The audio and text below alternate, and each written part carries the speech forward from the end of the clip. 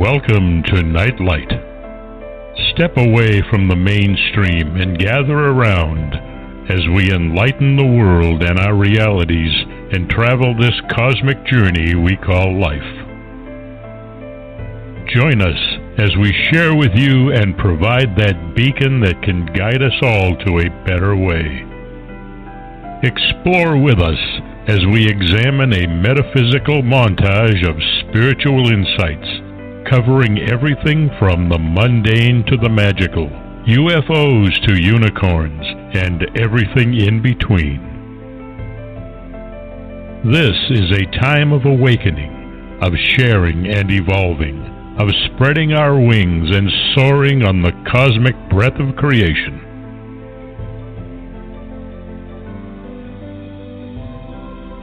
Come and join with other light-minded spirits as we weave our lights together to seek understanding, enlightenment, and, with a little luck, some wisdom. This is Nightlight, a reminder that you are never alone.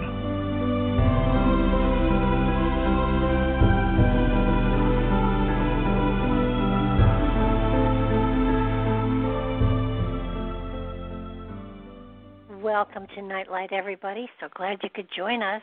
I want to thank Ken Quiethawk for his intro. You can find him if you Google Native Storytellers or Ken Quiethawk. You'll find him at both places, I'm sure.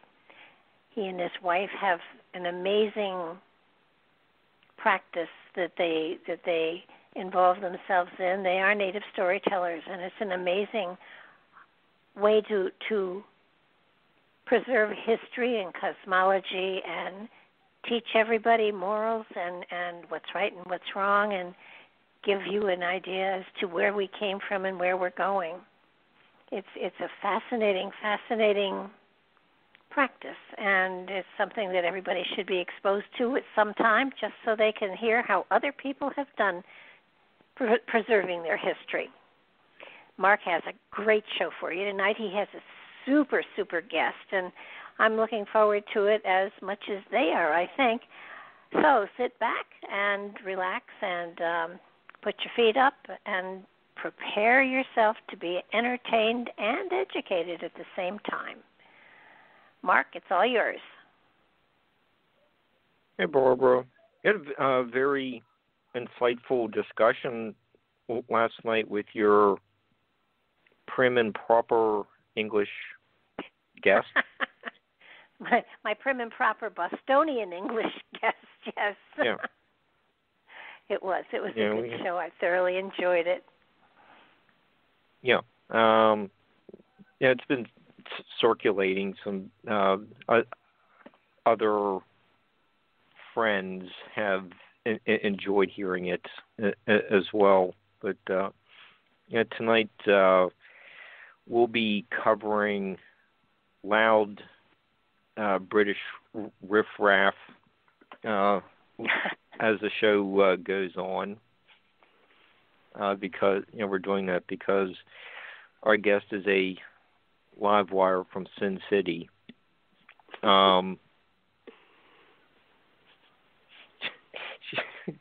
Guest is making me laugh already. But Barbara might as well just put me on, put both of us on mute since. Don't think so. You're committed for 2 hours here. Okay. Well, the guest does bring out the devil in me. Okay. Oh, we have we have a lot of UK listeners, and they have something to look forward to on Thursday. It will be the UK release of Let There Be Rock, which features the greatest British brother guitar duo. The author is our guest, and she is calling in from Tasmania. Hi, Rosie. How are you? Doing great. How are you? I'm fine. I'm sorry. I'm a problem child. Susan Masino is our guest. Yeah. And she's here to steal the show. Let's see.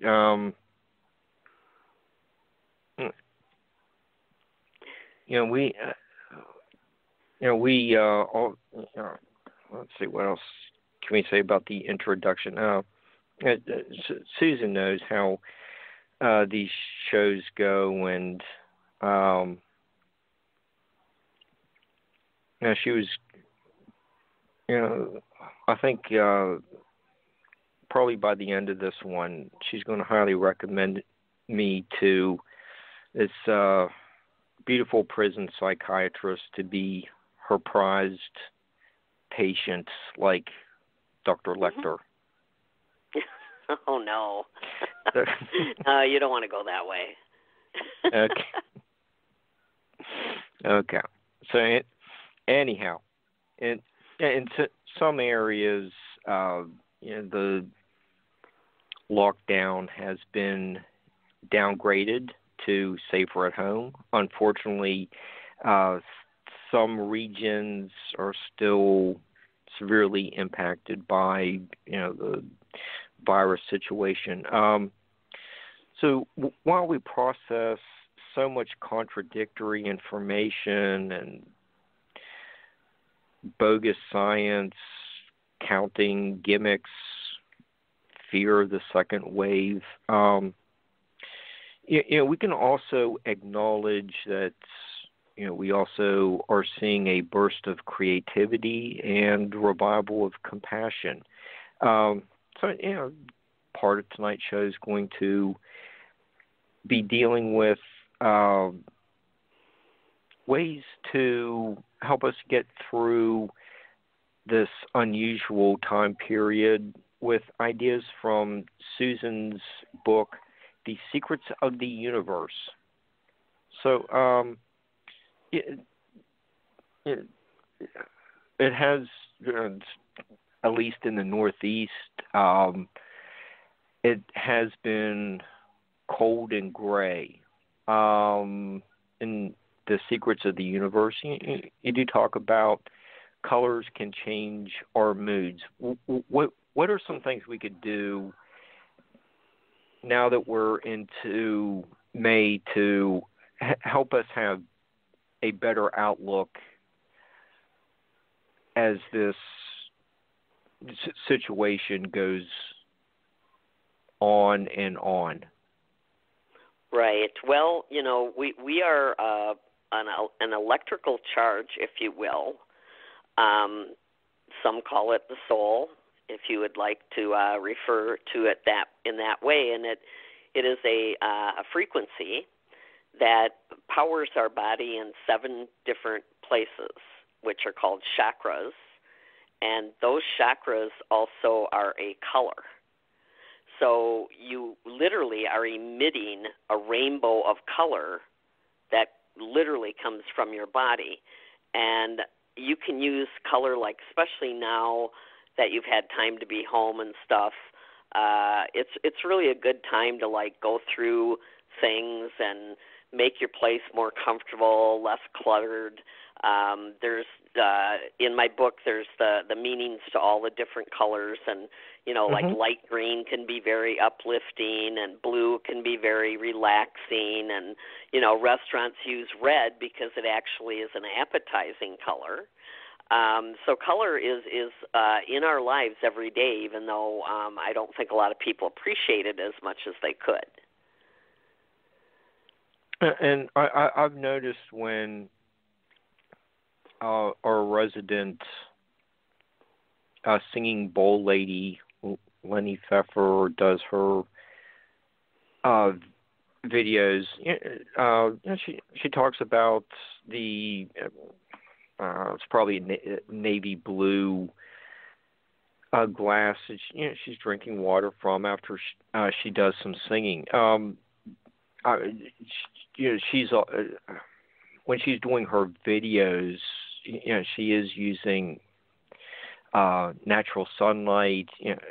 Like I said, the blue color of the glass. Plus, she has the sounds of the singing bowls going on. She is demonstrating a lot of the same topics that you're covering as well. It seems effective, and people are watching the show. It's very important too if you can to go outside barefoot and even just stand in the grass. You can take a walk, but you want to ground yourself to the earth as often as you can, because that's really where we draw our energy. We can send our energy down into the earth, and it comes back up completely renewed, because we're all connected. Like your soul is a circle, and as it comes down through your body, it refracts into 7 different light or 7 different colors, which can be used in everything from the kind of clothes you wear, gemstones, the food you eat. Color can be very fun to play with, and it's also a great way to meditate if you want to relax. Bring in your white light at all times, or if you have a upset stomach, your stomach is yellow. So I work on sending yellow light through my stomach area, and it's a lot of people think that's funny or that it doesn't work, but also Reiki too. I'm not a master like a friend of mine that should be on your show soon, Tamara. But Reiki is also another way to heal and to calm yourself, even if you're doing it just for yourself and not someone else. And that's using your own energy to heal yourself or to calm yourself down and clear your energy. So that's another thing you can work on.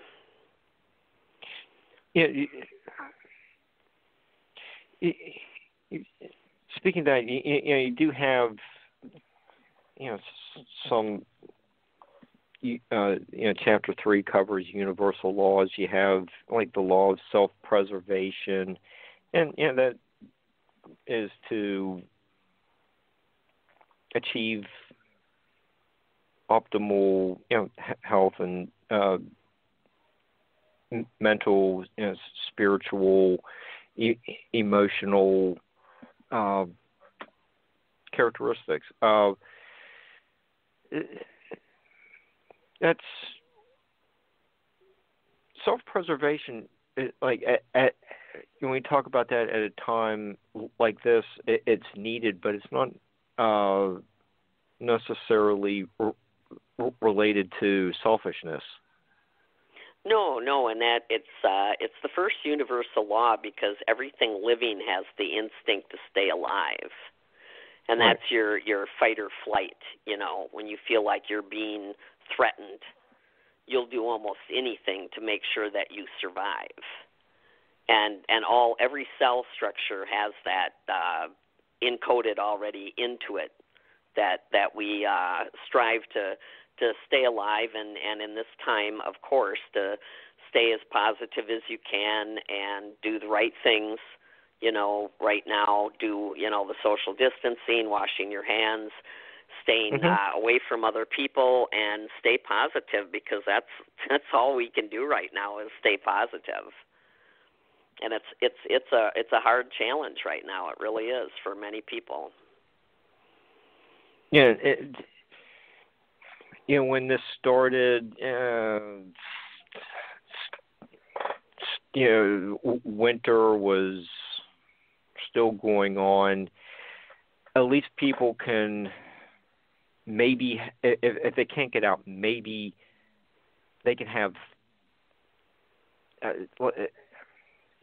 just an orchid, maybe a small hanging basket delivered. That's just something that enough time has passed that now that we're into spring, maybe there's just those small things that we could do, to improve our outlook? Oh, definitely, and we are very powerful creators. We are our own manifestors, believe it or not, and I'm praying that we envision a positive future, that we're going to get through this. And we're going to get through it faster than a lot of people think we are. That's what I'm praying for. And we've been up against this kind of thing before. And people are very strong and resilient. And right. A lot of people are beating it. If they do have the virus, a lot of people are beating it, and a lot of people are not getting sick. So, God bless the ones that are not so fortunate, but we have to start looking at, look at how the planet is healing while we're not as active. Right away, it started healing itself. So those are some of the things we have to look at when we go back to, are we going back to quote-unquote normal, Well, and, they talk about, what the new normal is going to be. Maybe it's actually going to be a better place. Mhm.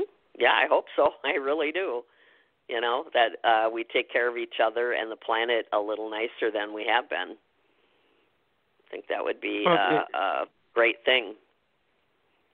And one of the things I've seen from the last couple months is more people are sending messages. Hey, I haven't heard from you for a few days. You okay? I don't think there's been that kind of concern. Even though you may not have met someone in person, for whatever reason, your friends on through Facebook or something like that, mm-hmm. you are still concerned about him or her, and it's still nice to get that message. I hope that continues. Just wanting to check in on someone. I'm spending a lot more of the day asking how someone is, and responding to them. It's nice to see. I hope it continues after this thing ends. Mhm. Yeah, I think that a lot of people are realizing that things have to be done differently than they were before. I just don't think it's going to go back to exactly what we were doing before this happened. It just things, we have to do things differently. We have to start taking care of each other. And it's sad that it took a pandemic to do that, to make people realize that we only have each other. Who else, is there to help if we don't help each other? It just doesn't make any sense, and that's the new Earth that I'm looking at. We're ascending as a planet, as a soul, and we are creating a new Earth out of what we see the future to be. And I'd like to be hopeful about the future, and not that it's, completely the end of the world and it's going to be, it's never going to be the same again. I think it's going to be a different same. I mean, that doesn't make any sense. But you know what I mean? It's like, I think we're going to be more considerate, and that's what I'm really hoping for. Yeah, I agree with you. That's been refreshing to see the consideration and gratitude, and those are two traits I hope will continue. Also in the Secrets of the Universe,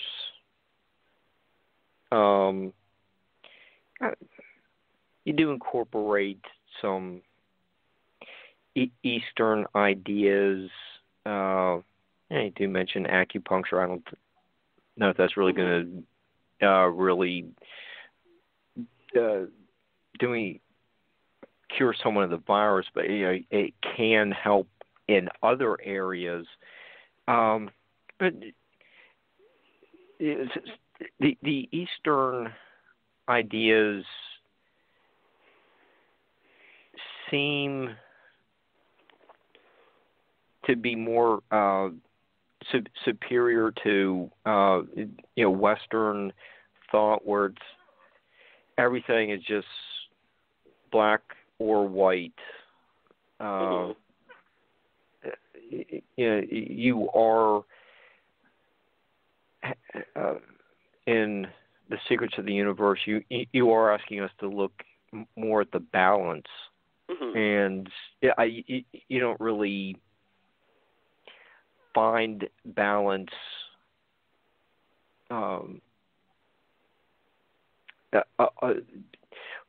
prevalent throughout Western culture. It's there's just the one way, my way or the highway, black, white. There's no gray in there, where it's a little bit of both.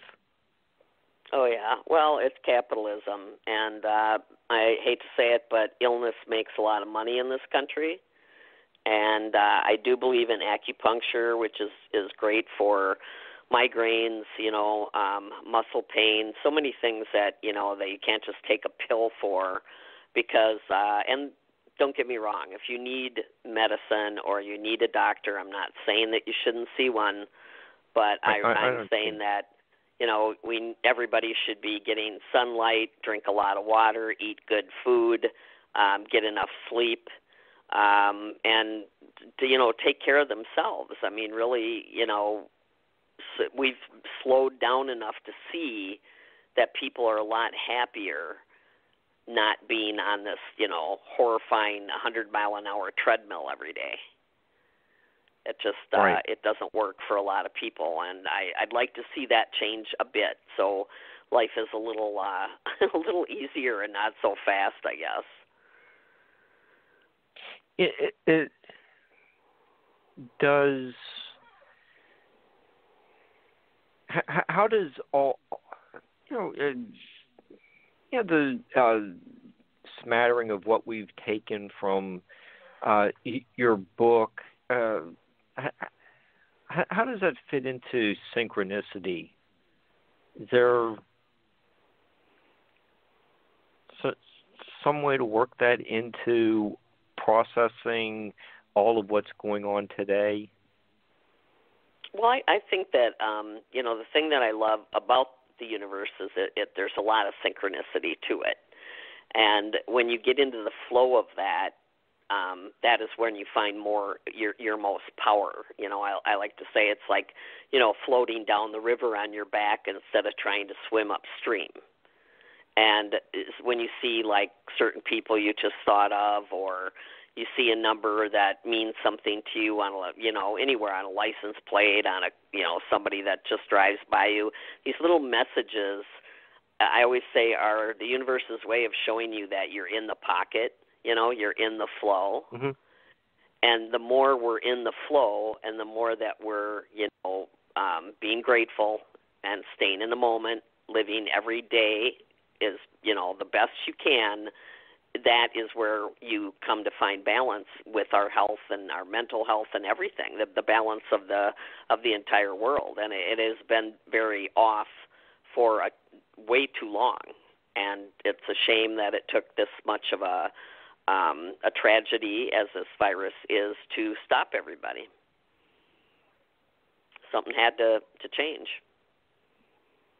So I think, we being the if you start getting into the synchronicity, going with the flow, like, if you're late somewhere, maybe you just missed out on something like an accident. So I always look at things like when they don't go the way you absolutely think they're going to go, to just, there might be a reason behind that, and to just go with it instead of being upset about it. And our emotions create what we manifest. So if we don't control our own emotions, and that's the thing about the news and the world news and the way things are going every day, and I talk to people every day that are living in fear, and that takes down your immune system right away.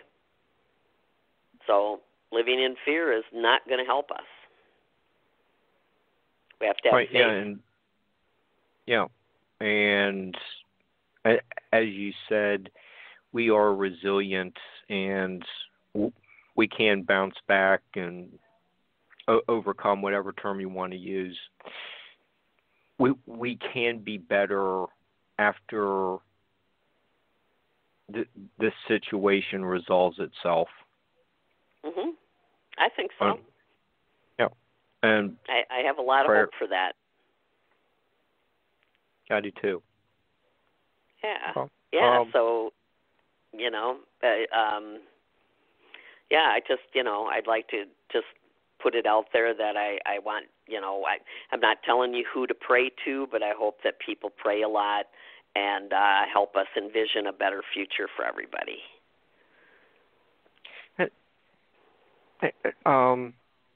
Have you ever been to the Juji Korean spa in Atlanta? No, I have not. Okay. All right. I just since you're kind of in that region, I just wondered if you've ever been to. I think they have several throughout the Gulf Coast, southeastern United States, Gulf Coast region. My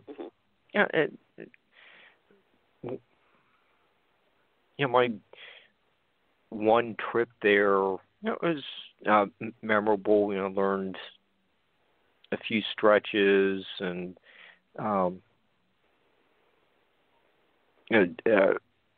looking at some of the Eastern diet, like having seaweed and had some rice. It was just something as a little different than if I eat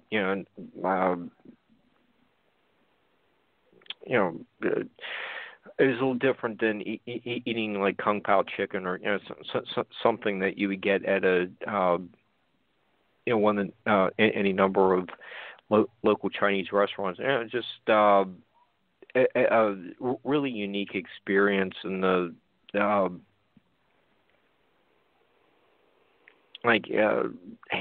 hand massage I got on my burn scar. That was it was really helpful. It lasted. The relief lasted a few days, and I just that was one of those experiences for 3 hours, however long we were there. It was a nice contrast to.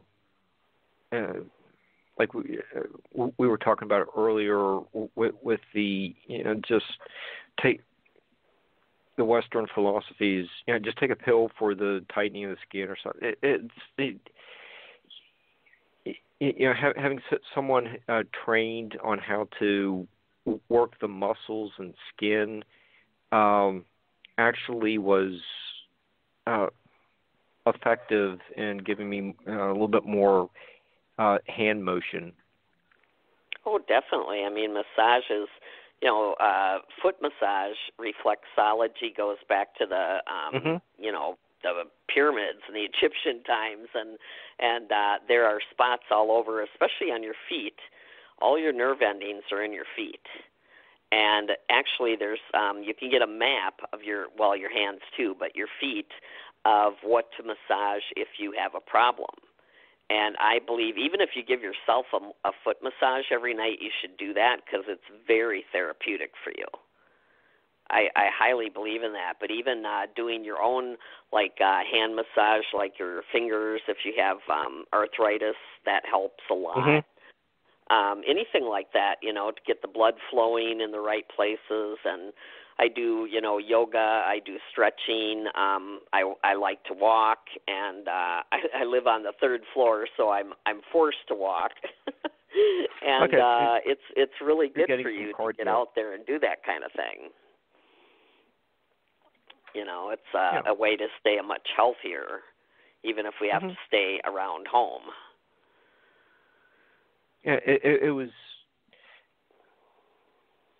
I enjoyed the experience. It was just something different. It was like a little family trip there, and I just came away from the spa with a new outlook on how effective other therapies can be. There are alternatives, and I did like that experience. So it's neat stuff. Yeah, no, I did. I was treated to a spa in Belgrade, Serbia, when I was there 10 years ago. And it was amazing because this lady, Chris, I wish I could say her whole name right now. I'm sorry. We call her Kiki. She works with a lot of children with disabilities and autism. And I went to her spa, and first I sat in the sauna for a while. And then I took a shower, and then she did a healing on me that she never even touched me. And I've always had a problem with the left side of my neck, and honest to God, I haven't had the pain since I left there. And before the end of the day, she had one of those salt rooms that is literally like it's a cave of salt, sea salt. Mm-hmm. And you put on little booties so you don't, track it in and out. And you go in, it's really good for asthma patients, and you go in and you sit in like beach chairs and just breathe in the salt. It's just, oh my God, it's so nice. And yeah, I highly recommend if you find someone with a salt room to go do that, because especially if you have asthma or any kind of breathing problems. It's very, oh my gosh, that was so amazing. And I don't know what she did to my neck, but I've never had the pain in my neck since. Okay. So very, very amazing. It worked. So. Yeah, she actually trained with the Aborigines in the outback back in Australia for 3 months. So she used to live in Australia, and she actually did that. She lived with the Aborigines, and she told me that the only thing she could show up with was what was it? I don't even think she had a toothbrush and a change of clothes. She's supposed to, 90 days of we're living out here in the wilderness and you're going to learn how to heal. So she did. Very amazing lady if you ever go to Belgrade. That sounds like some amazing on-the-job training. Big time. You're just there with very few distractions. Right, exactly, yeah. And she had gone through a really hard time in her life, and she ended up going there for 3 months and came back, moved her kids back from Australia to Belgrade and started her own business. And I always recommend any of that, hypnotherapy, Reiki, acupuncture, biofeedback, listening to music, listening to sound vibrations. That's really, really therapeutic. And I think that's another problem we're having right now is we're bombarded with electronic transmissions everywhere. Our entire lives, that's all we have around us, and we're actually electrical ourselves. So you can see how, too much of this might be not so good for us. I don't know. Okay. I'm not a scientist. Okay, but so instead of being bombarded with electrical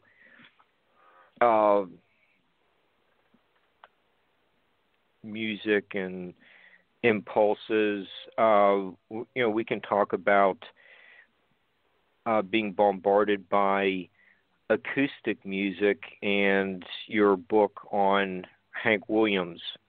So what caused you to write a book on Hank Williams? That seems pretty like on the other side of the coin from your friends in a band we're going to be talking about here shortly. Okay. So I'm sorry. What's the question again? I don't know. I'm just I was trying to do a segue into your book on Hank. Okay, sorry, yes. Well, I had written 3 books at that point, and I honestly didn't know what I was going to write about, and I had a lot of ideas thrown at me by my editor at Hal Leonard, because he wanted to do a project with me, and we batted around, oh my goodness, so many different things that he wanted and I didn't want, and what I wanted and he didn't want. And I actually had a friend of mine, Mickey, who's back in Wisconsin, God bless you, who came up with an idea at a party that I was at one night. We were at a dinner party, and he said, why don't you write a book on Hank Williams III? And I said, who's that? And he's like, Hank III, the senior's grandson, and I didn't even know about him. And once I looked into him and his music and his life and everything, I talked to my editor about it, and there was no way that I could write a book, I didn't feel, without telling all of their stories because they intertwined so much. And so that's how Family Tradition came about, and it came out in 2011, and it's about all 3, Hank Williams and Hank Sr., Hank Jr., and Hank III, and their music. I mean, oh my goodness, especially Hank Sr.'s music still to this day is an amazing therapeutic way, and he had so much pain in his life with back problems, and he had a back surgery that didn't work, and he drank, but he was a binge drinker, so he didn't drink all the time, but when he drank in binges.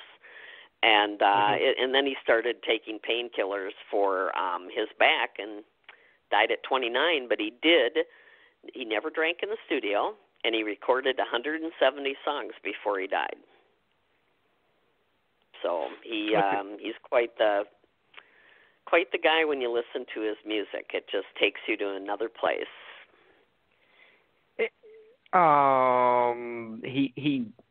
Hank does, we're talking like what, mid to late 40s for his short career. Mm-hmm. Well, yeah, pretty much. Okay, in that vicinity. So, but I've been listening to some of his videos on YouTube. He is writing about trains. There's those topics or experiences like hearing the trains go by. Everyone can relate to. Oh yeah, he was really good at that. He just reached out, and you could feel what he was feeling in his music. And he loved the sound. Actually, he had his pedal steel player. He instructed his pedal steel player to learn how to play something that sounded like a train horn. Kind of like just the sound of a train coming down the tracks and stuff. And he did a lot of stuff that innovated music. I always say he wrote the first rock and roll song back in '47 when he recorded "Move It On Over," which predates Rocket 88, which came out in 1951 by 4 years. And luckily, the Michael McCall at the Country Music Hall of Fame agreed with me about that. Thank gosh. I was so like, oh my God, please, what is he going to say? And I was so like thankful that he said, yeah, she's pretty right about that. Hank Williams is in the Country Music Hall of Fame and the Rock and Roll Hall of Fame. Not too many people are in both. And with songs like "I'm So Lonesome I Could Cry," with the train imagery, you get like Mick Taylor and so many rock guys, playing these songs to slide guitar to train-themed songs. It all works very well with what we've spoken about with the sound, making a sound real.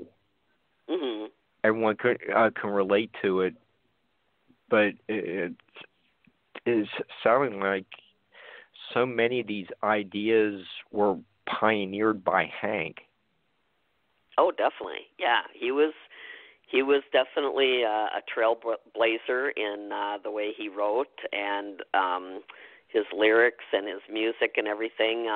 He was actually awarded in 2010, 50 years, maybe 47 years after his death, he was awarded a Pulitzer Prize for his lyrics. And oh, wow. Okay. Yeah, pretty cool deal for people. Some people thought that he was illiterate and he couldn't even read, which is completely untrue. But that's what people thought of him. They called him the Hillbilly Shakespeare. And he certainly was. He was a Shakespeare. So that's how the Hank book came up. And, and I did go and I went to Knoxville to see Hank 3 play. And then I went to the Family Tradition Museum exhibit. Actually, I went there twice. But the first time I went down there, I was with my sister. And at the end of the night on Saturday night, they had a show at the original Ryman Theater downtown, which is where, Hank and everybody played every Saturday night.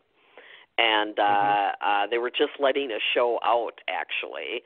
So we walked in. I went all the way in, and it was so much smaller than I thought it would be. It's actually like a church, but I went right up to the stage and put my hands right down on the wooden planks on the floor, and just, oh my God, I sucked in that Ryman Auditorium energy.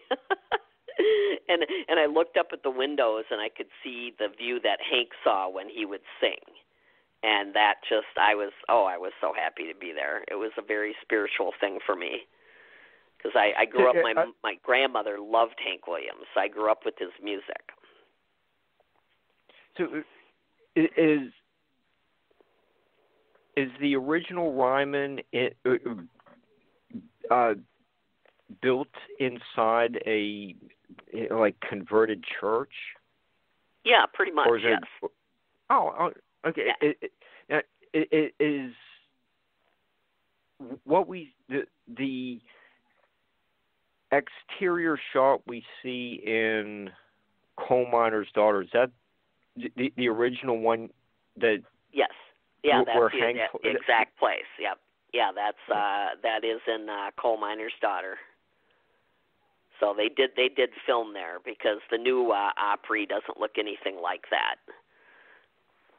So that is the Ryman Auditorium that you can still go to shows to, which is wonderful that it's still open. But that's the original place. And then on Saturday nights, they would play till midnight, and then I'm sure they would stop in at Tootsie's across the alley to have a drink, and then they would go over to Ernest Tubbs Record Shop right on Broadway, they call it. And they would play WSM in Nashville, would broadcast a live show after the Opry that they did. Well, you see it in Coal Miner's Daughter when she plays in the back of that store, that record shop. That's true. They used to do that every Saturday night. So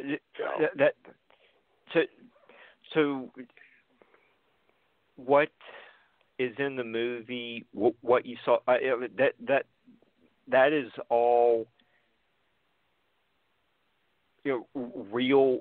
That was the way things were done. It's authentic. Yes. It's all within a short walking distance from the Ryman Auditorium. Oh, yeah. No, it's right across the alley to Tootsie's and then across the street to Ernest Tubbs. I did not know that. Okay. Okay, and Ernest Tubb was Hank Williams' mentor, his idol. He was known as a godfather of country music. And here's a little synchronicity for you. When I was a kid, my parents owned a restaurant in downtown Lodi, Wisconsin. And that summer at the Lodi Fair, Ernest Tubb and his band played. And then they came to my mother's restaurant for dinner, and I got his autograph. So the first celebrity autograph that I've ever had in my entire life was from the godfather of country music. That's so weird. I mean, what are the odds of that? It's just crazy. And I've seen my book now for sale at the Ernest Tubb record shop. So that's like real full circle for me. Yeah, there is synchronicity there. That's a neat story. Yeah, well, and my parents owned venues when I was a kid, so they always had live music. And my mom's favorite thing when she would, see somebody that was really talented, she'd always say, well, because we lived in northern Wisconsin, and she said, well, if you want to make it, you got to go down to Nashville. Mm-hmm. And then here, decades later, one of her kids, I actually had a book signing at the Country Music Hall of Fame for Family Tradition. So that was a hugely out-of-body experience.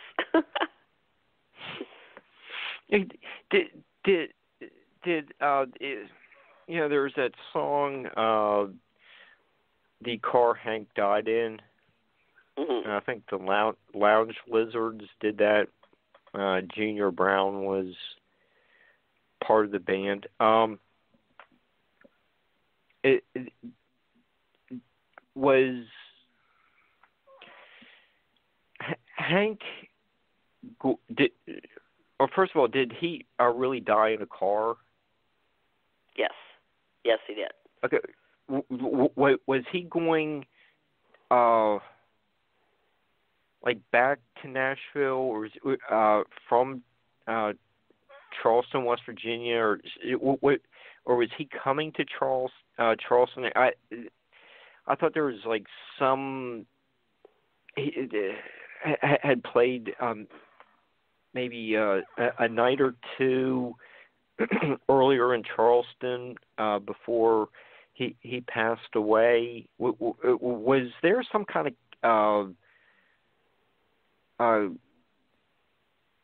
tour taking him through southern West Virginia when he died? Well, actually, yeah, that he did die in West Virginia.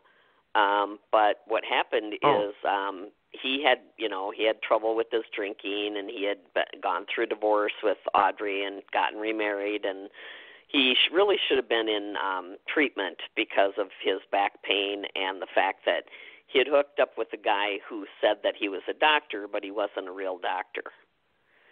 And he was giving Hank very heavy sedatives to help the pain. So what happened was he got a promoter to book him on New Year's Eve and New Year's Eve Day, one gig in West Virginia, one in Ohio.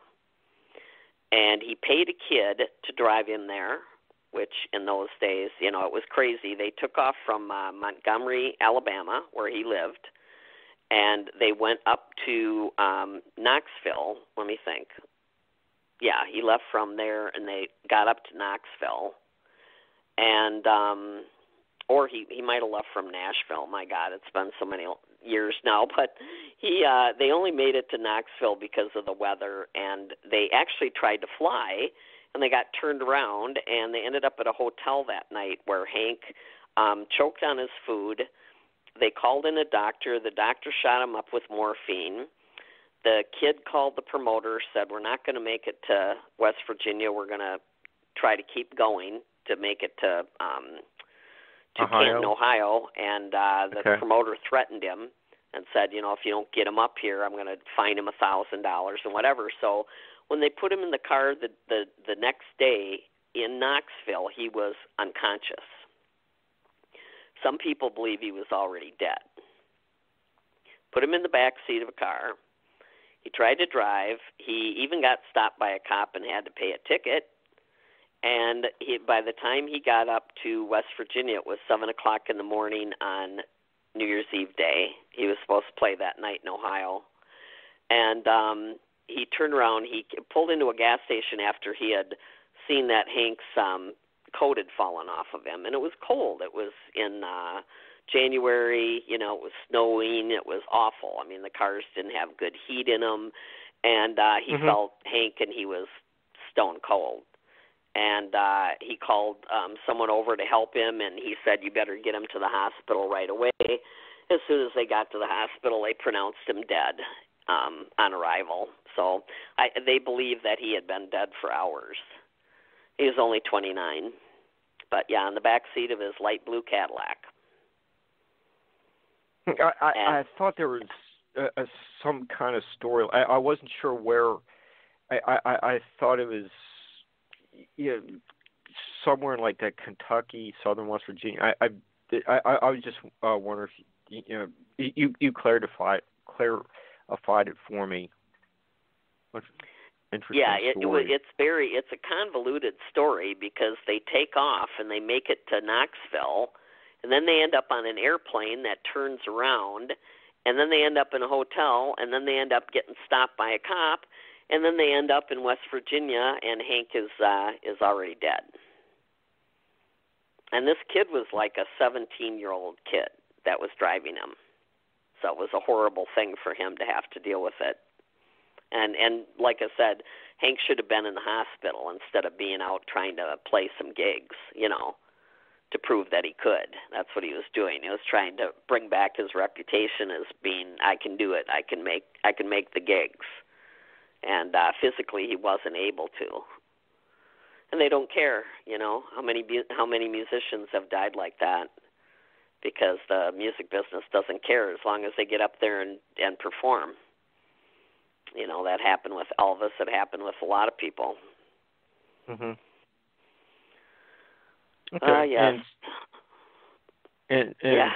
Speaking of other musicians, I think last time you were a guest with us, we just got started talking about your recent trip to the Big House.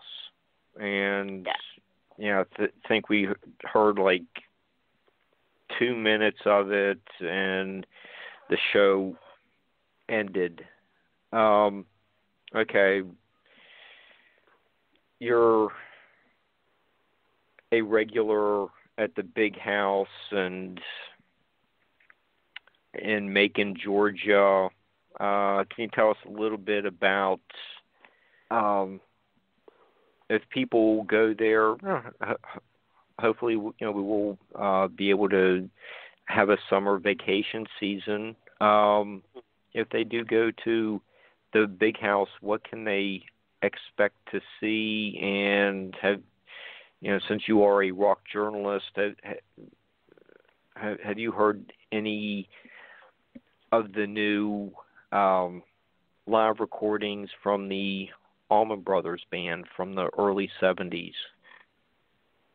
Well, I haven't, and I look forward to hearing that, because I was a huge fan when I was in high school, is when I discovered the Allman Brothers. And I went to Macon to see the Big House. They call it the Big House and Museum, and it's the house that when they moved from Jacksonville up to Macon, they were in one little house for a while, but then they ended up in this big house where they recorded a lot of their hits. And they lived there, for several years, I think 2 to 3 years. And what they did now that, a lot of the band is gone, and especially with Greg Allman, just passing away maybe not even 2 years ago now, Right. They have recreated the house with some of the rooms actually the way they were. They have like Dwayne Allman's bedroom, the exact, with the same furniture, same pictures on the walls. They recreated Barry Oakley, who's a bass player that was also killed in a tragic motorcycle accident. They have his bedroom. They have all their gear, lots of framed letters from Dwayne from the road, lots of framed lyrics, handwritten lyrics. They even have the pool table that Greg and Cher used to own. He was married to Cher for 4 years. And it's a really great place if you love the Allman Brothers. But Macon alone, Dwayne Allman worked with a ton of people, even like Boz Scaggs and Little Richard comes from there. And Otis Redding just recorded sitting on the dock of the bay before he was killed in Macon. He recorded it there.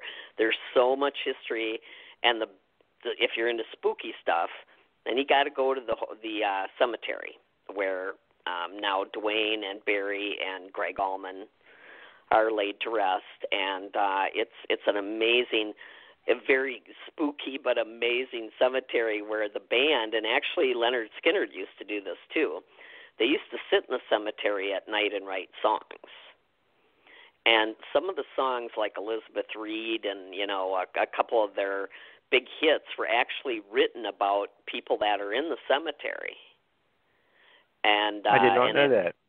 Yeah, and and the cemetery is massive, and luckily the Rex, the guy that worked at the gift shop, offered to give my sister and I a tour, and thank goodness, because it's about 1.5 miles wide, and if we wouldn't have known how to go there, but he took us to all the places where they took all the pictures, like all the album covers and everything, and it was just so amazing. And Barry Oakley and Dwayne Allman are buried next to each other.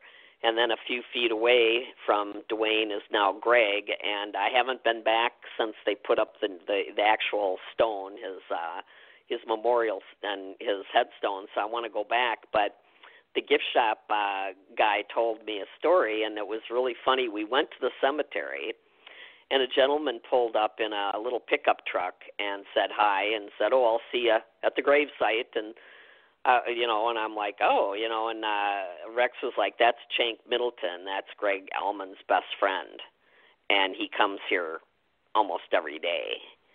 And I got to meet him, and I got my picture with him, and he showed me pictures of Greg on his phone and told me such really sweet stories. And so I asked Rex if we could tell him what we heard from the guy that cleans the house. They have a family that cleans the museum at night, and they have a jam room upstairs where, and it's exactly the way it was. It's got the turntable and the pillows on the floor and the low round coffee table and, tapestries on the walls, and it's just very 60s. And the gentleman one night was cleaning, and someone tapped him on the shoulder, and he turned around, and Greg Allman was standing there. Wow. Yeah. Okay. So has Rex seen Greg's ghost at the cemetery, or Dwayne's or Barry's? No, but that's the maintenance guy definitely saw Greg in the house. Okay. And I would love to sleep there some night because I'm sure you can hear them jamming at night when it's really quiet. Because there's so much life. I mean, all their road gear, all their guitars, all their posters, their tickets. They have a room that roadies out there will love this. They have a room that's filled with anvil cases, and those are, the big silver cases that they put equipment in, and each case is filled with, one of them is filled with, bottle tops, one of them is filled with backstage passes, one of them is filled with hotel room keys that they never gave back. It's really fun. It's a great ride if you're into the Allman Brothers. You have to go to Macon. It's something that's very worth seeing. And I could feel Greg and just the whole band there. I mean, it's so, I can't imagine why he wouldn't want to be there, at times, because all of his stuff is there. So it seemed like Greg wanted to live life without regrets. Do you think? Yeah, that's why his ghost tapped the custodian on the shoulder. I just have interest in why would his ghost still be there? Because he really Greg did a lot. So it sounds like he really worked a lot on his own personal spirituality. Mhm. Yeah, he did. He was happily married when he passed, and he lived actually about 10 miles from me.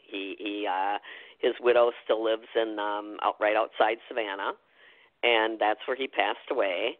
And she, Shannon, and his friend Chank were at his side when he passed. And the strangest thing is, the day they buried him in Macon, he was scheduled to play the theater in Macon that night. So there you go for crazy synchronicity. Yeah, back from the beginning of the show. Well, and I'm sure that he loves being at the big house. He's got all of his gear there, all of his memories. If he's not there a lot, I'm sure he pops in regularly. I wouldn't know why he wouldn't. Do you remember what years that the band occupied the big house? I believe it was between 69 and 72, 1969 to 72. Like, is that 73? Yeah, so it's kind of like about the time Live at the Fillmore and Eat a Peach. No, they got huge. Right after Dwayne Allman, who is the older brother and the leader of the band, basically, he was killed about a year into them starting to get famous. So he, it was horrible. It was they went on without him, and they had just gotten started. So, and he was, a lot of people loved Dwayne's playing and how incredible he was, and Greg, had to follow in his footsteps for sure after he passed. So, but I think they had the big house. Somebody lived there. I know Greg didn't live there for the whole time. After like 73 to 7, I can't remember what year it was, but I think somebody always occupied it at some point because they still have it, and their families were able to recreate their original rooms and stuff. So that's what's really fun about it. Okay, cool. So hopefully people can stop there for visits, and they I think I have that. Was it bighousemuseum.com, I think, is their website? They do have a website. Yeah, I think it's the Big House and Museum. I can look it up, but or if you Google it, the Big House and Museum in Memphis, Macon, Georgia. Elvis is trying to get on this for something. Somehow I don't know how he popped in there. bighousemuseum.com. It's okay. There it is. They lived there from 70 to 73, so they were becoming pretty popular. That's kind of what they left about the time Brothers and Sisters was released somewhere around that time period.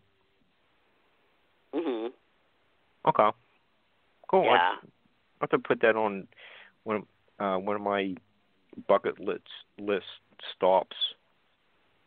Oh yeah, yeah. Macon is definitely worth seeing. It's a beautiful city and lots of good food and tons of history. Very much filled with history. Well, we're kind of just getting started into this second hour. It's getting late, but I'm not tired, but I can't afford the gasoline. But we'll move on to Barbara has no idea what we're talking about, and it's like, oh my gosh, he's going off the deep end again. But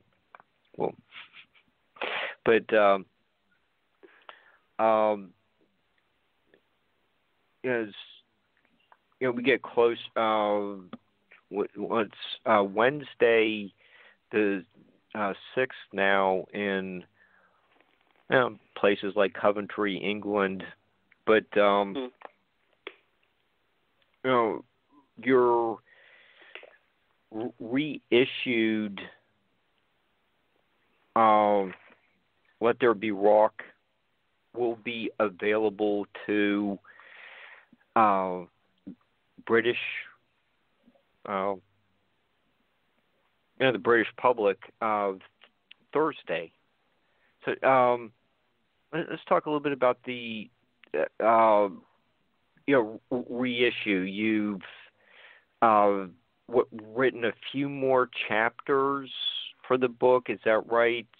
What are you covering? Like the kind of like semi-retirement and coming back out of retirement because everyone missed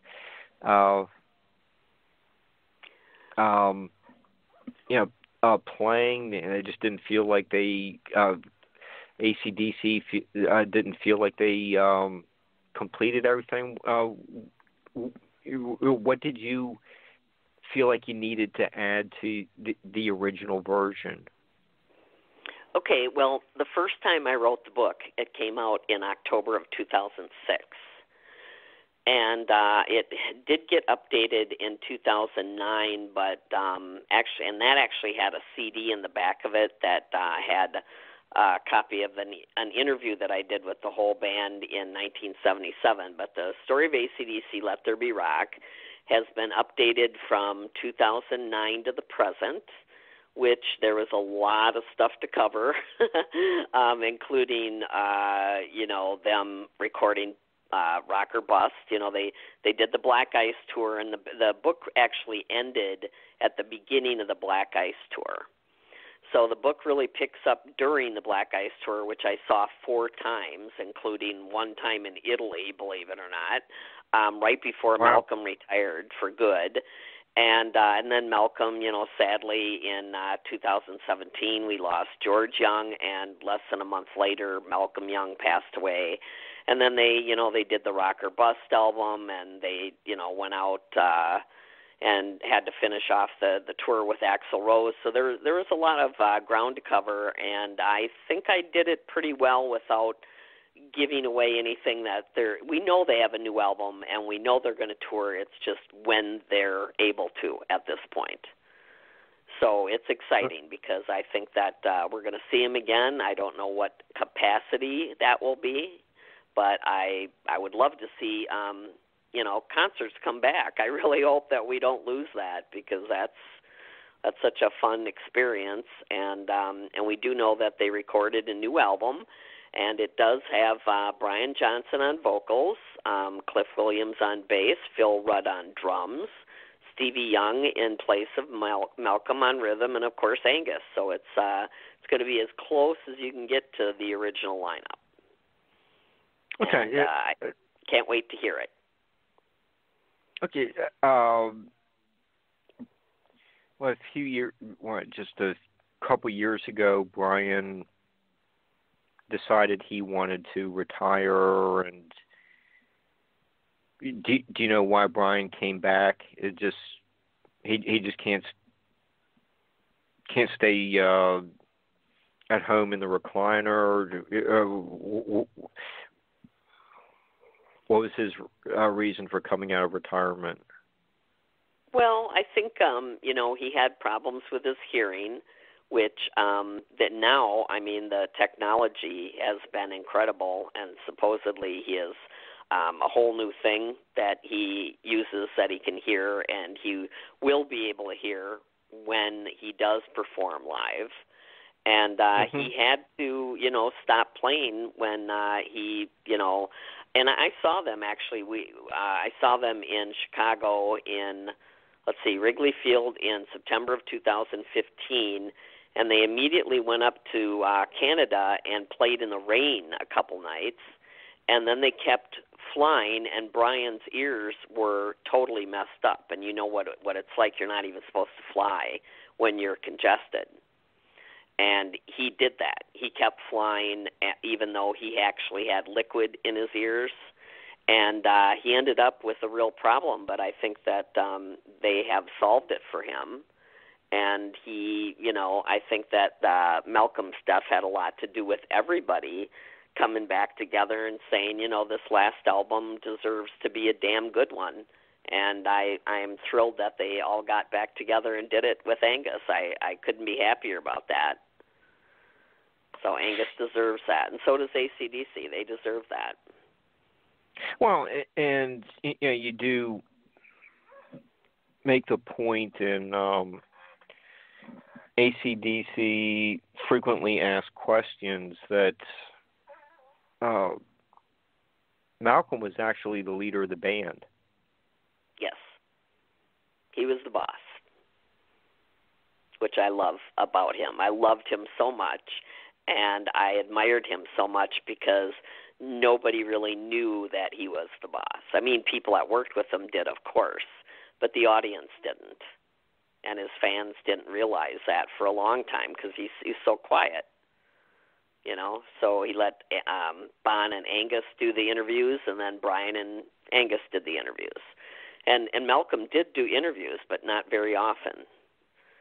And I love the quote. Someone asked him one time about how he felt that his brother was the focal point of the band and that he was kind of back in the shadows. And Malcolm laughed and he said, well, if he got paid more than me, it'd bother me.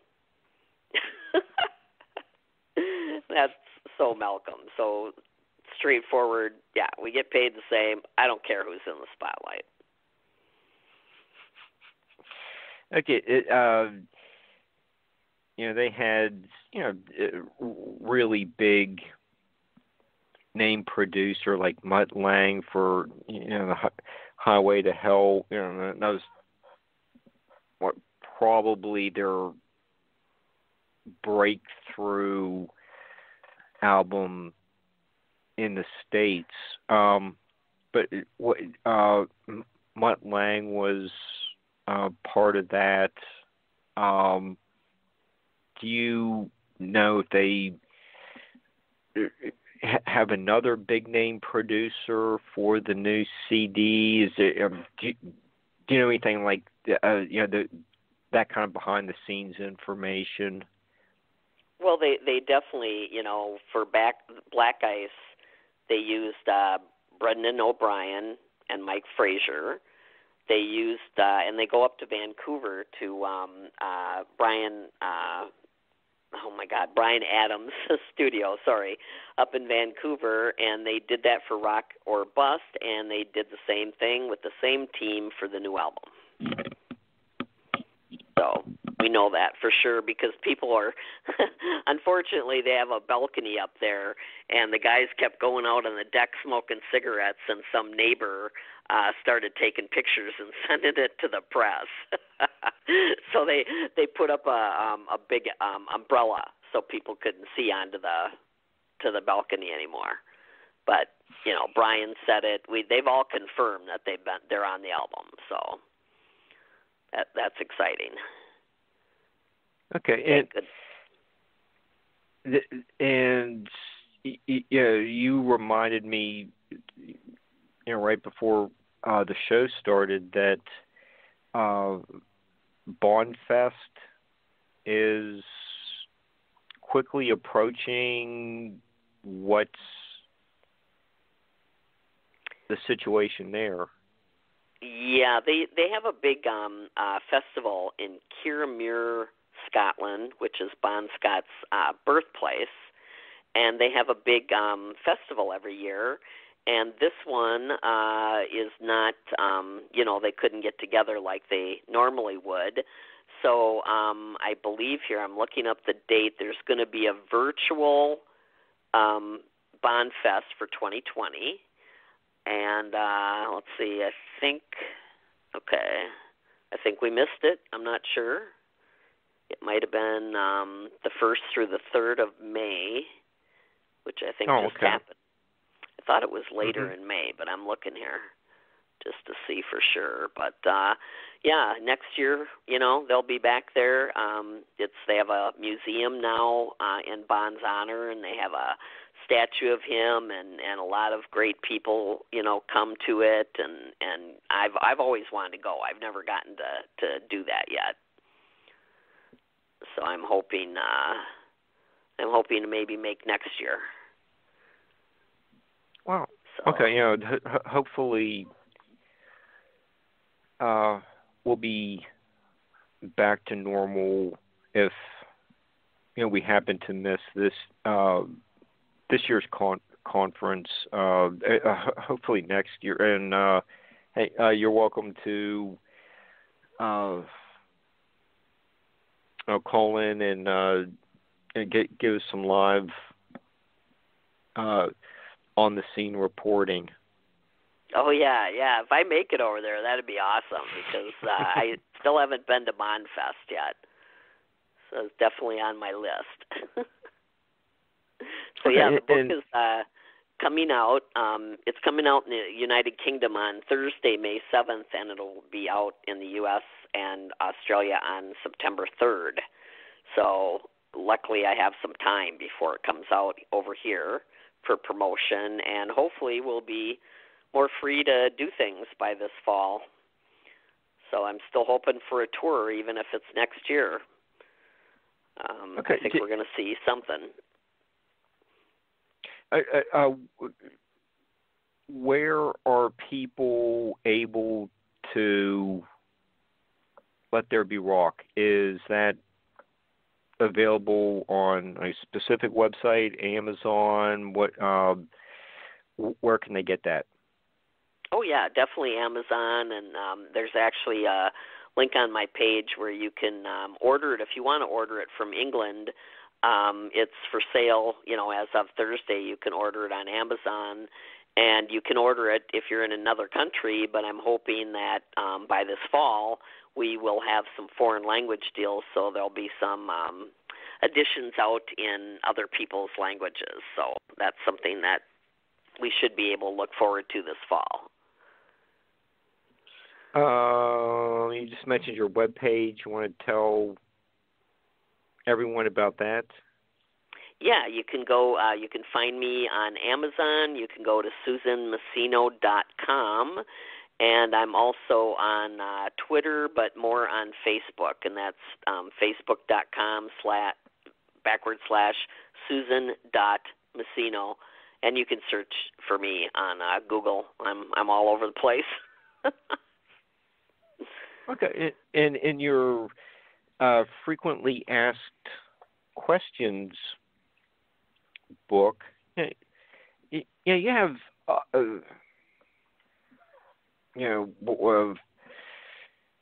I know you're only 29, but you've known the band since 1977. Yeah. Frequently asked questions, it really does have a lot of thorough information about the band's career. One interesting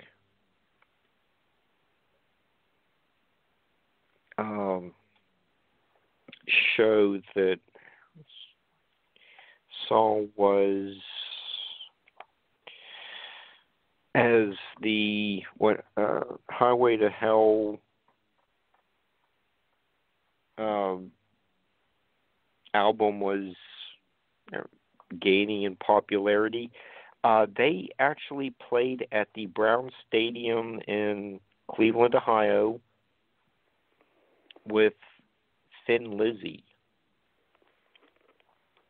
That sounds, it's one of those little tidbits from your book, but it's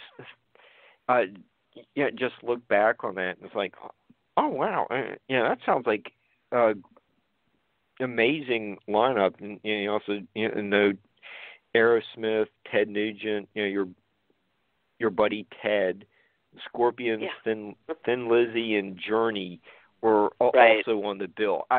That sounds like a dream concert right there. That would be about the concert to end all concerts. Well, it always was, but I have to say every time that I saw AC/DC, no matter who they played with, I still thought AC/DC blew them off the stage. And that was just my opinion because, they did. That's why they were only they only played 6 dates with Kiss because they were just killing it. And after that, about 6 nights of that, and Kiss was like, nope, not happening. So they got to the point where people refused to open for them because or let them open for them. They wouldn't let AC/DC on the bill because they knew that they would just completely blow the audience out of their chairs and then walk away. And anytime they ever played with anybody, whoever they were with, they had a good run for their money. And Bon even said that one time. He said, we always make sure that whoever we play with, that we give them the best run for their money that they've got, their A game. So they were fun. They loved playing with Cheap Trick. They did. Cheap Trick is actually the only band that they traded off encores with. They would do, and they traded off headlining too, where AC/DC would go on first, and then it would be Cheap Trick the next night. They would trade back and forth, and then they would do encores together, which AC/DC did with no one but Cheap Trick. That was the only band that they liked like that. They just loved the band. They got along really well together. Yeah, and Cheap Trick is still out and about on a regular basis. Mhm. Oh yeah. I think they were at Daryl's house. Oh sure. Somewhat recently. Mhm. Yeah, they're always doing something. They're actually, before this happened, they were touring or going to tour. They might have already started, but they were going to tour with ZZ Top. So they're always doing something.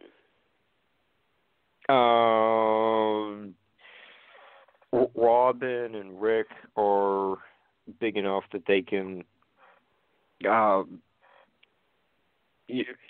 be on the bill with bands like ZZ Top. Oh yeah. And you're friends with them as well.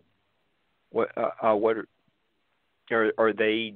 Just as much fun as they seem to be having while shooting the Dream Police video. Mhm. Oh yeah, no, they're always fun, and they're fun to watch on stage. And Robin Zander, I think he's got one of the best voices in rock. Period. Mm-hmm. I just love him, and they're always fun.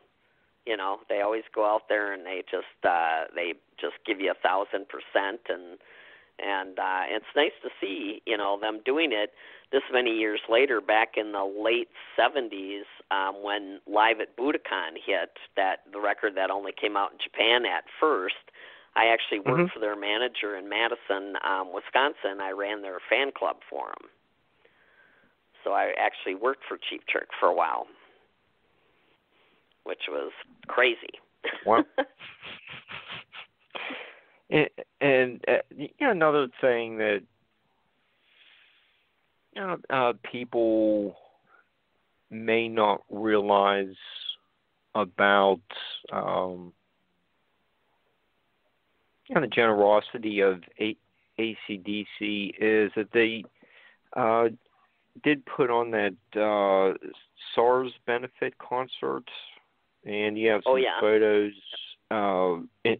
in your frequently asked questions book. Can you tell us a little bit about that memorable performance? Yeah, they well, it was a SARS benefit for that illness, that virus at the time.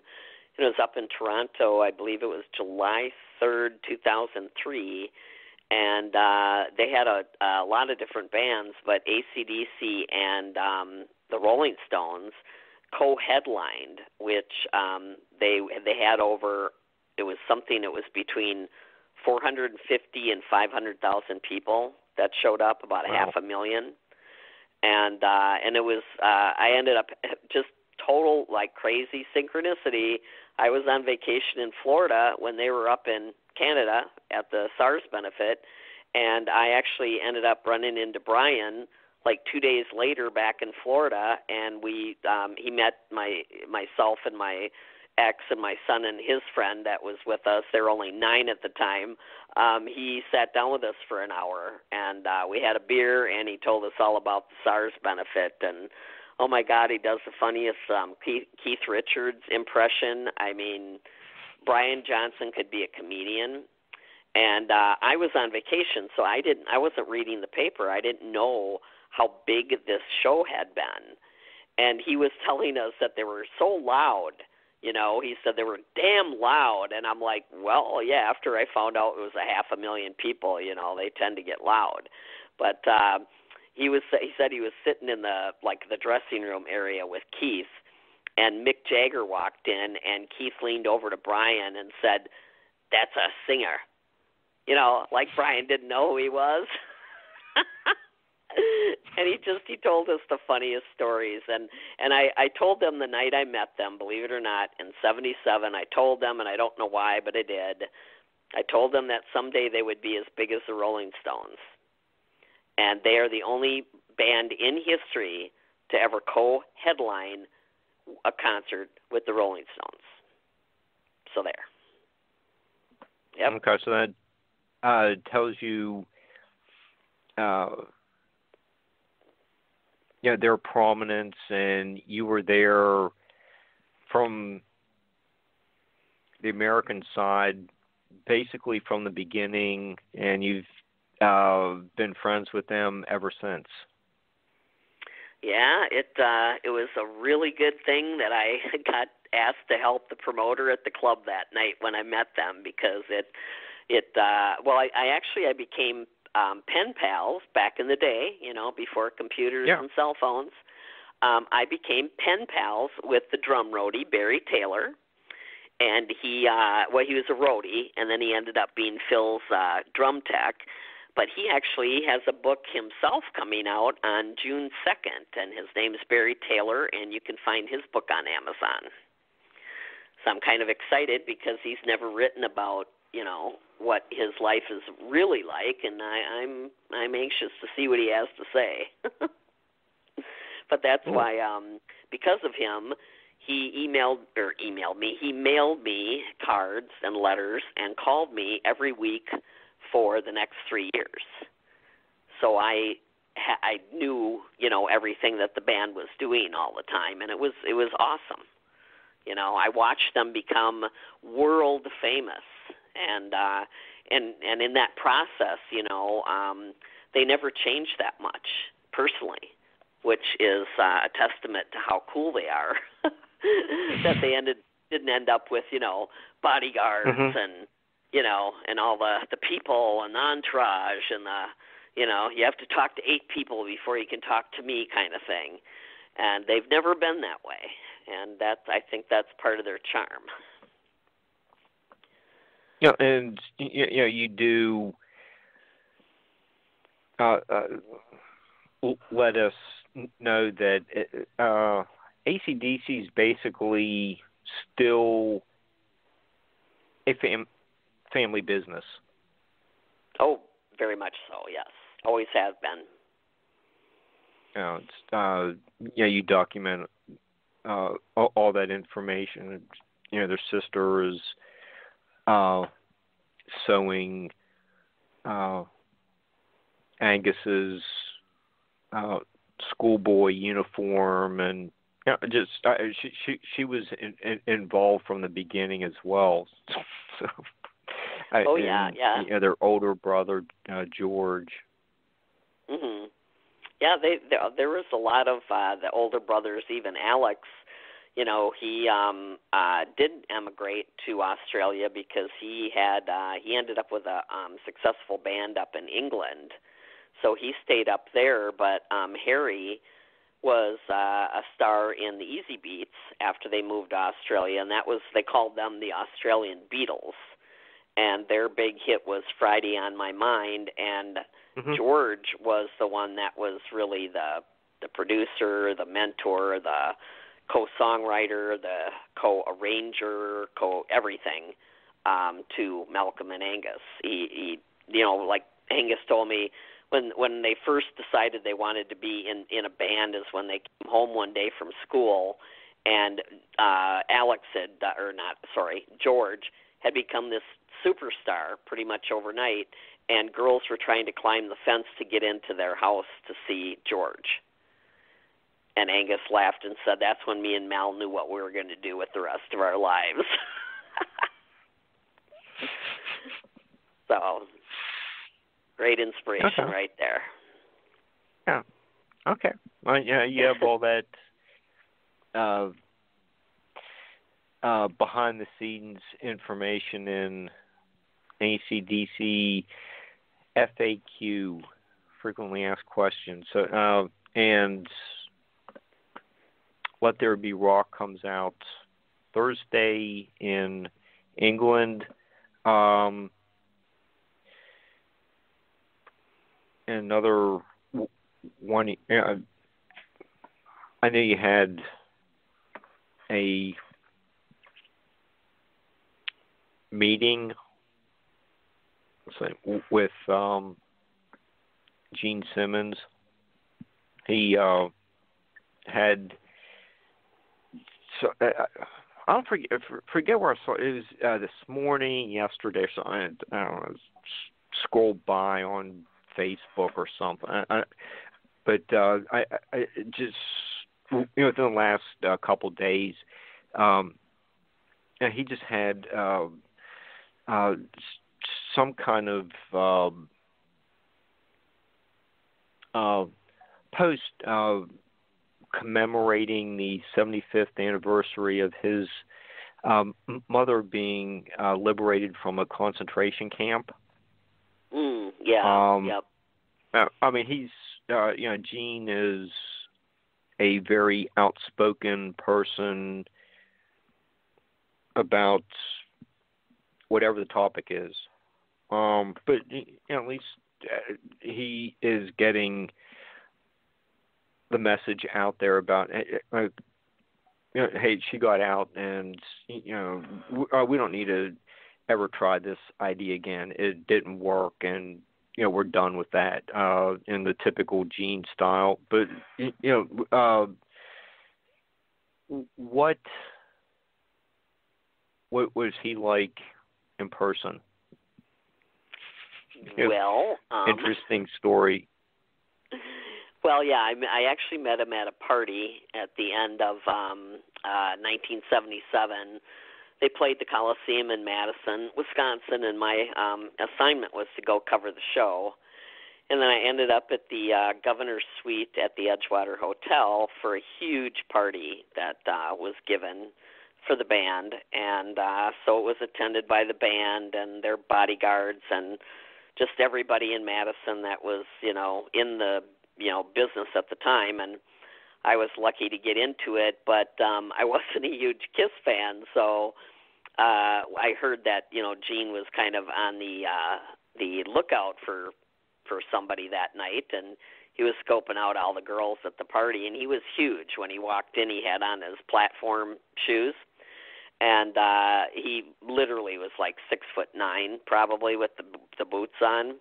So he could see everybody at the party, basically. So every time he'd look my way, I'd just look the other way, or I'd, go to the other side of the room, or I just did everything I could to avoid him because I thought, no, I do not want to deal with this. And unlike everybody else that would have done anything to get close to him, and I'm like, no, I'm okay, I'm good. And so my girlfriend and I were going to the elevator to go downstairs because there was 2 different parties going on. And we got bored, so we thought, let's go downstairs and see what's happening down there. And we're in the hallway of the Edgewater, and the elevator's doors open up, and I look right into a real, well, it's dead, but it was a real tarantula encased in plastic as a belt buckle, and that was Gene Simmons' belt buckle. And I looked right into the tarantula, and then I looked up and saw him, and I went, oh, no. And I turned around, and I just started walking. I just started like, nope, I'm gone. I'm out of here. And he started following me down the hallway. And I'm thinking, no, this is not happening. He's too scary. I was a kid. I was like, he terrified me. And I got to the end of the hallway, and I wouldn't look at him either. I was afraid, nope, if I look right at him, that's it. He's going to, somehow he'll be in control. So I'm not going to look at him. But I kept looking at his shoes, and finally I said, God, I love those boots. Could I see your boots? And he said, well, sure you can. And he leaned over to lift up his pant leg, and I ran out the exit door, fast, running for my life, basically. And then I had to talk to him a couple days later over the phone. It was super embarrassing because he asked me why I ran away from him.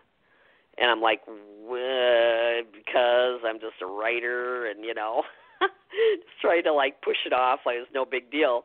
And then, and talk about a small world, 2 weeks later, the AC/DC was actually playing with Kiss. My friend Barry called me from backstage, I believe at, Indiana or somewhere, and I could hear the Kiss was in the background. He was on a payphone in the backstage area, and he was freaking out. He's like, what did you do to Gene Simmons? And I'm like, why would you say that? Why would you ask me that? And he says, oh, he's telling everybody about you. And I said, well, what is he saying? And he told the band right away when he met him, they were talking about playing in Wisconsin, and he said, oh, my God, there's this crazy blonde journalist in Madison. You got to check her out. She's crazy. She ran away from me.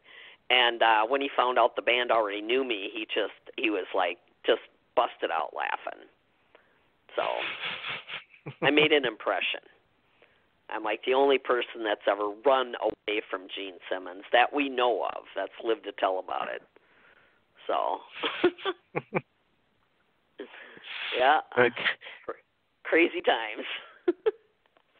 Okay, so we've had I don't know, we're down to about 20 minutes left. But you've given us a great overview of country music legends, legendary venues, everything that's around the original Ryman Auditorium and the Tootsie's and Ernest Tubbs record store. The big house and your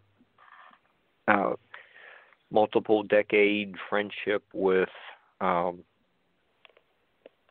AC/DC and Cheap Trick and Kiss. I don't know if we have enough time to talk about Yoko, but there are a lot of other newer bands that you really enjoy. One of them is Greta Van Fleet. I don't even if there happen to be any place open. What those guys are too young to even have a drink at a bar, but they have made it a big name for themselves. What do you hear in their music that you really enjoy? Well, when I was a kid, I was a couple of years behind when Led Zeppelin put their first album out. I didn't buy a Led Zeppelin album for a couple of years after that. I found it in a record shop, in a used record shop, and I took it home and I put it on the turntable, and that was the end of that. When I heard Led Zeppelin for the first time in my life, I was like, okay, I'm done. This is it. This is as good as it gets. And, of course, I just heard Greta Van Fleet on the radio just the other day, and the first few chords, you swear to God, you're listening to Led Zeppelin. So I love that they've brought the sound and the spirit back, but there can only be one Led Zeppelin. They're a great band, but it's kind of a hard deal when you decide to sound exactly like somebody else. And but I do love them. I get a kick out of them, and I was blown away by how they're so young, and yet they're obviously enamored with Led Zeppelin, and they sound very close. There'll never be another Robert Plant or Jimmy Page, but they're definitely a lot of fun to listen to. Yeah, I hear them played on a regular basis out of classic rock station. I think they played Heinz Field last year. There are becoming a staple at your major market radio stations. They aren't very old, but they do a very good job. Oh my gosh, yeah. No, they are amazing. They really are. I mean, there's 5 of them, and 3 of them are brothers, and they were very young when they started out. I guess they started out in 2012, so 8 years ago. But they, when I heard them, I'm like, oh my God, who is this? So, I mean, I think they're a lot of fun. I really do. I enjoy their stuff. Okay, and Louis Capaldi is another new artist that you enjoy hearing. Oh, yeah. He's got a hit on the radio music right now, Someone You Loved. And he's only 23. He's from Scotland, and he's only 23, and I had no idea when I was hearing him that he was so young. His voice is not the voice of a 23-year-old. So I really like his music a lot. Okay, or there's he's kind of like folk acoustic. I haven't heard a lot. I just picked up. Is he more of like a folk type performer? I think he's more, kind of like light walk. Who am I thinking of? He's a lot like Ed Sheeran, love songs, very emotional stuff for a 23-year-old. I mean, he's got so much heart in his voice, and that's what really, he does have quite a few really good songs if you check him out on YouTube. When he's on, everywhere, Spotify and all that great stuff. But I love the soul in his voice. Very soulful singer for 23. Okay. Are there any other ones, new acts that you are enjoying as much as Lewis and Greta Van Fleet?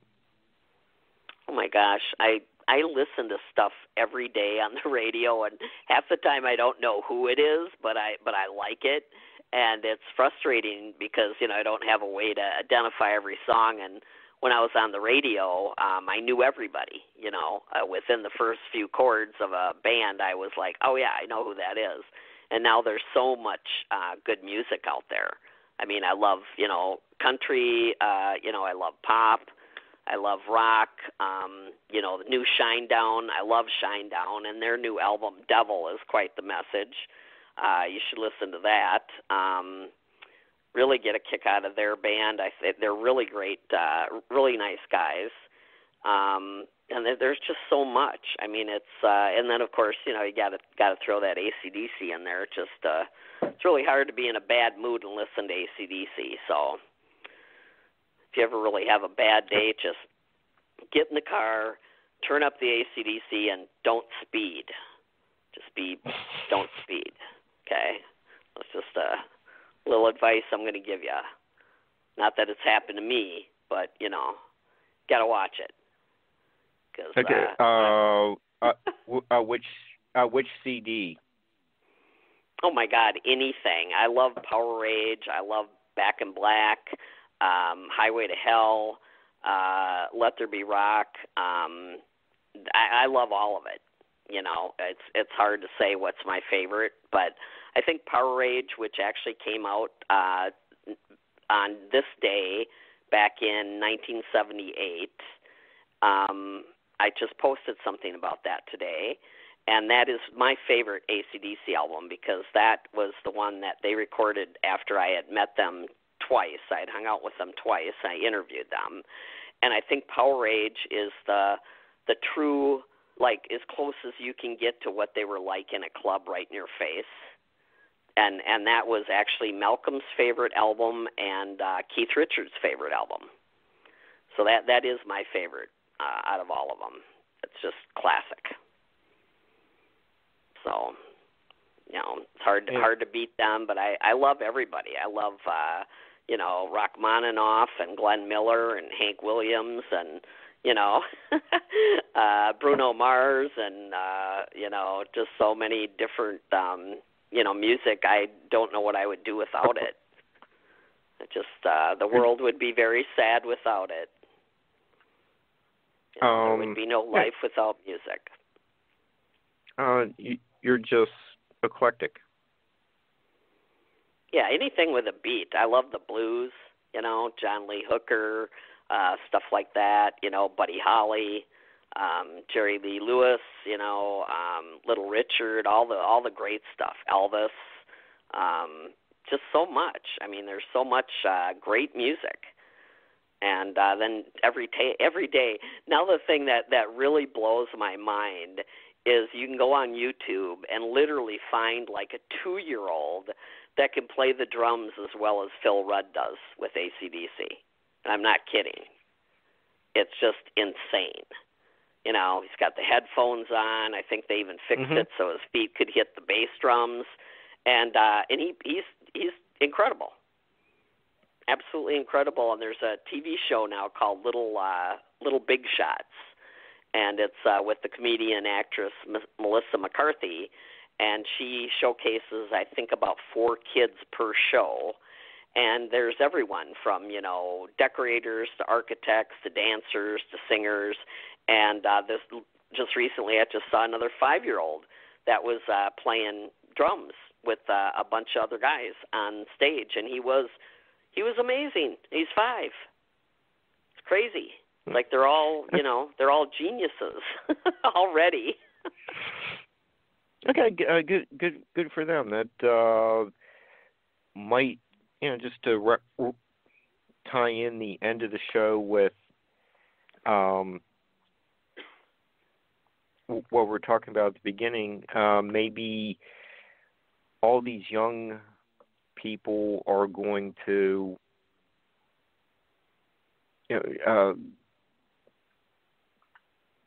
make a positive difference once things return to normal. Oh, absolutely. I have, my son is 26, And he, he's involved with the Al Gore's Climate Reality Project. He was actually on the panel in Atlanta last year. And these kids now, they're not going to do any of this. They don't believe in war. They don't believe in depending on oil. They don't believe in all of our stuff being made in other countries. They don't believe in poisoning our food. I think that there's a very bright future coming. I really do. Okay. Because and it's their world. Are you familiar with Five Finger Death Punch? That's my son's favorite band. Okay. He loves those guys. I got a question from the loyal listeners. Okay. Okay. So, and while people are driving around listening to Power Rage, they can listen to track 2, Down Payment Blues, and you may have been the Susie that was mentioned to get in the Cadillac, doesn't have any gas. He can't afford the gasoline, yeah. Yes. Well, yeah, when they were recording Power Rage, I had sent my interview that I did with the band down to the studio for all of them to read. And I gave them a hard time because we have the same sense of humor. So I teased them, and I gave them a hard time. And when they were recording, Barry kept telling me that he helped Bon write some of the lyrics, which I didn't really take personally. I was like, oh, that's nice. And he was so polite and very shy, and who knows, but he just said, he told me 2 or 3 times, I helped Bon with some of the lyrics, and I just thought, okay, that's nice. I never asked what song or what he did or anything. And then 30 years later, when I'm researching the book and I'm reading all their lyrics and I see that, I know he used Susie, but I kind of hit me. I'm like, wait a minute.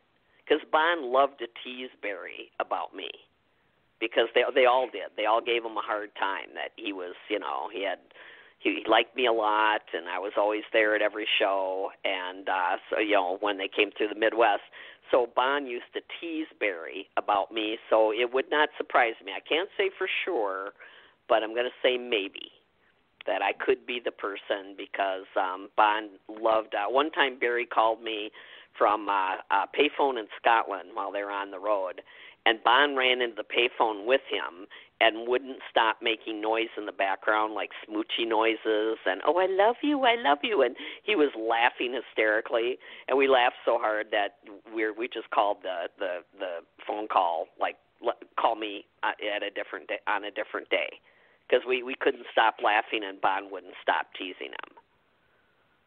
And I'm sure he had a lot of change in that payphone. So, so yeah, right. Yep. Okay, so as a rock journalist, what's a normal day for you? Like, get up at 3 in the afternoon? Yeah. How's that work?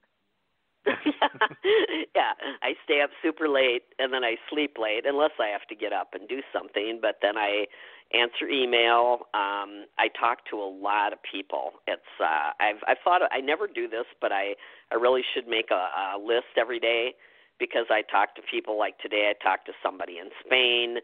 Yesterday, I was talking to my friend in Italy. Tonight, I'm talking to you. I'm always talking to somebody. And something's always happening. My book is coming out, and and thank goodness they postponed a lot of their titles till next year, and the story of AC/DC, Let There Be Rock, remained on the schedule. So I don't know, if it's gonna. I think it's gonna help, because they're not gonna have as many books to promote, so mine won't be among 100 other titles. And whatever helps, because, I always tell people, buy a copy of my book. My publishers need the money. Yep, hopefully that's it. Get paid a little bit, too. Sure work. Yeah, I hope to. But you only get paid twice a year, and believe me, it's not as exciting. You know, I'm sure Stephen King gets paid like a lot more often than most people. Usually, you get paid twice a year, and you have to wait for the sales first, and then you get paid.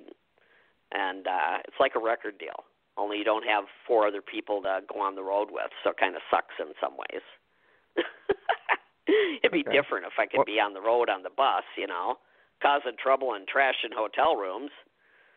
But that's not my life anymore.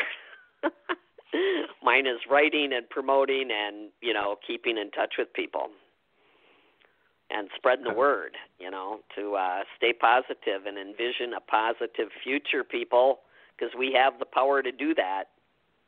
Let's use our power and see what we can come up with. Okay. Well, if we can, we're down in the last couple minutes or so. We can think positively. Maybe Barry could be a guest with us, and we could review his book too. Oh yeah. His book's coming out in June, so I'm excited for him. He's a reverend actually, and he's written several books. So Barry Taylor, you can check him out. Okay. And do you want to plug all your websites? And Barbara will step in and ramp up the show. I just want to thank you, Susan, for being such a fun guest, and everyone who tuned in tonight and who will listen on the archives. Just thank you. Have a nice Mother's Day, and we'll see you Monday.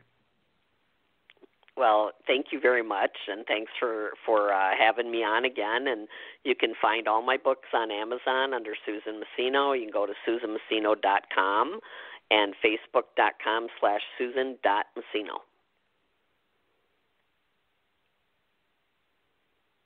Fantastic, and thanks so much for being here. We really enjoyed having you. It was a great show tonight. This will be up on YouTube tomorrow, so if you missed all of it tonight, you can listen to it again. It was fascinating, lots of fun, and great information. Have a great evening, everybody. Good night now.